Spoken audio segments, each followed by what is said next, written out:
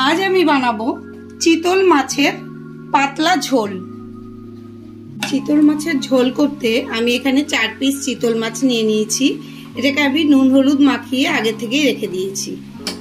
আর এখানে দুটো আলু নিয়ে নিয়েছি, সেটাকেও আমি নুন হলুদ মাখিয়ে রেখেছি।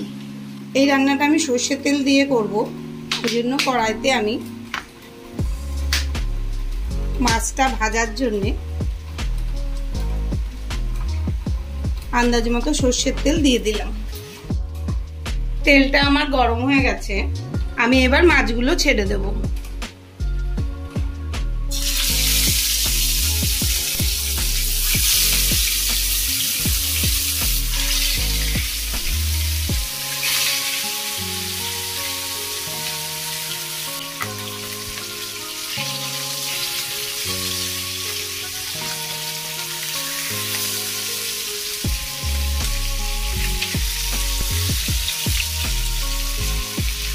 মাছগুলো আমি উল্টে দিলাম।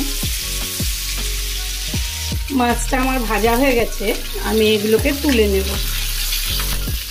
চিতল মাছ বেশি ভাজতে নেই, তাহলে শক্ত হয়ে যায়।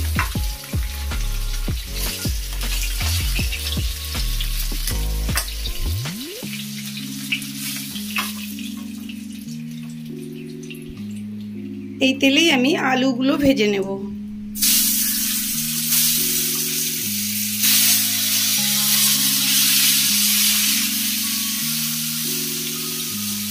যতক্ষণ আলু ভাজা হবে ততক্ষণ আমি একটা মশলা তৈরি করে নেব। মশলা তৈরির জন্য আমি এখানে একটা বোল নিয়ে নিয়েছি।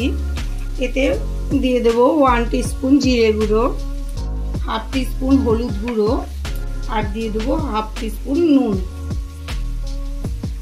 অল্প জল অ্যাড করে আমি মশলাটাকে ভালো করে গুলে নেব।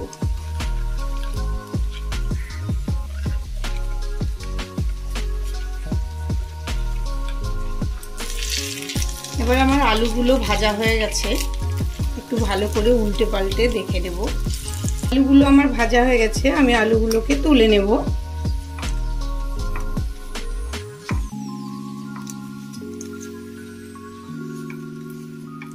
এই তেলেই আমি রান্নাটা করব। এখানে আমি ফোড়নের জন্য দিয়ে দেব 2টো তেজপাতা, 2টো শুকনো লঙ্কা, 2টো দারচিনি,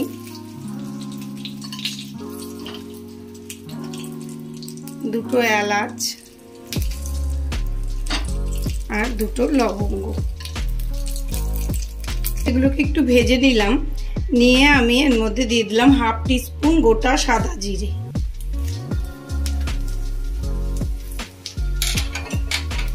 এর মধ্যে আমি ঢেলে দেব মশলাগুলোকে। মশলাটা ভালোভাবে কষাতে হবে।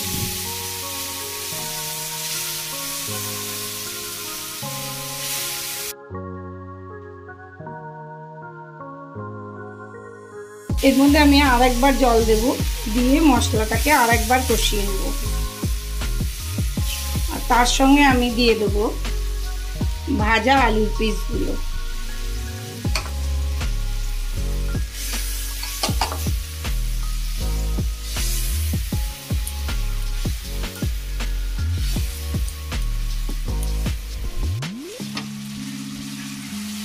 মশলাটা আমার খুব সুন্দরভাবে কষে গেছে, তেলও বেরিয়ে এসছে।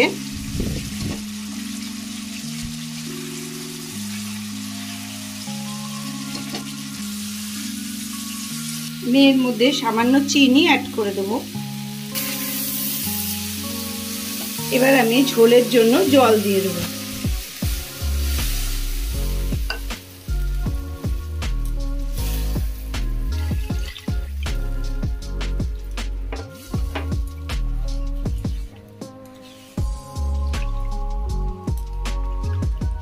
এবার আমি কড়াটাকে ঢেকে দেব।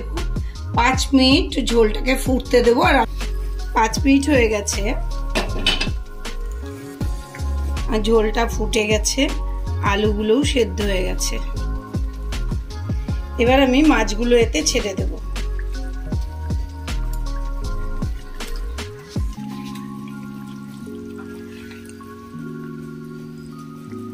আর দিয়ে দেবো 3টে চেরা কাঁচা লঙ্কা।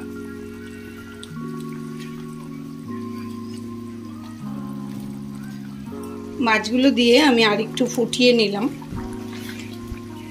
আমার রান্নাটা কমপ্লিট। এবার আমি গ্যাসটাকে অফ করে দেব আর রান্নাটাকে একটু ঠান্ডা হতে দেব। তাহলে আমার তৈরি হয়ে গেল চিতল মাছের ঝোল। 7 থেকে 10 মিনিটের মধ্যে এই ঝোলটা তৈরি হয়ে গেছে। আপনাদের যদি আজকের আমার এই রেসিপিটি পছন্দ হয়ে থাকে তাহলে অতি অবশ্যই লাইক ও কমেন্ট করে আমাকে জানাবেন আর আমার চ্যানেলটিকে সাবস্ক্রাইব করে দেবেন। ধন্যবাদ।